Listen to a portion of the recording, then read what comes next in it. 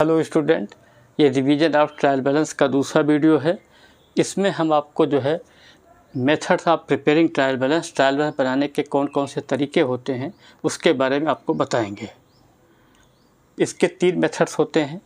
पहला मेथड होता है टोटल मेथड, दूसरा होता है आपका जो है बैलेंसिंग मेथड, तीसरा होता है टोटल एंड बैलेंसिंग मेथड जो जॉइंटली जो दोनों को जोड़ करके बनाया गया है। टोटल मेथड के अंतर्गत हम क्या करते हैं, सबसे पहले जो है हम जब जो लेजर होते हैं लेजर का हम टोटल लगाते हैं।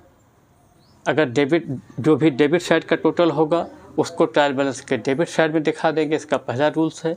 इसी प्रकार जो क्रेडिट साइड का किसी लेजर का अगर क्रेडिट साइड का जो भी टोटल होगा उसको क्रेडिट कर देंगे ट्रायल बैलेंस में।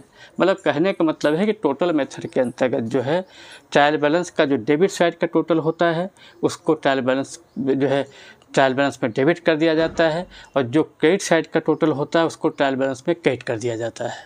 तो ये तो हो गया आपका टोटल मेथड। टोटल मेथड के नाम से ही क्लियर है टोटल लगाना। तो डेबिट साइड का जो टोटल होगा उसको आप ट्रायल बैलेंस में डेबिट साइड में दिखा दीजिए, और क्रेडिट साइड का जो टोटल होगा लेजर को उसको क्रेडिट कर दीजिए। अब आ जाइए बैलेंसिंग मेथड। बैलेंसिंग का मतलब होता है डिफरेंस निकालना, बैलेंस निकालना। बैलेंसिंग मेथड का रूल क्या होता है, जो भी आपके लेजर दिए होंगे सबसे पहले हम टोटल लगाएंगे।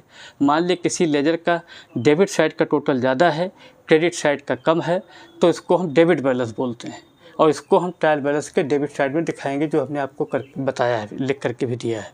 इसी प्रकार अगर किसी लेजर का क्रेडिट साइड ज़्यादा है, डेबिट साइड कम है, तो उसको हम क्रेडिट बैलेंस बोलते हैं, उसको हम ट्रायल बैलेंस में क्रेडिट करेंगे। मतलब कहने का मतलब है कि बैलेंसिंग मेथड का रूल ये है कि अगर आपकी डेबिट साइड ज़्यादा है लेजर की, तो जो भी बैलेंस आएगा उसको ट्रायल बैलेंस के डेबिट साइड में दिखा दीजिए।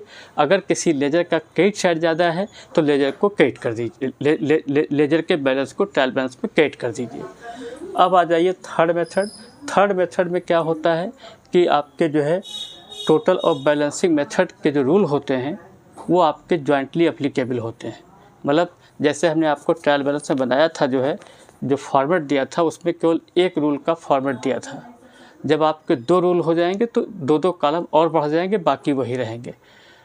तो इसमें कहने का मतलब है कि टोटल और बैलेंसिंग मेथड के अंतर्गत आपको कोई अलग से रूल को जानने की या निकालने की ज़रूरत नहीं है।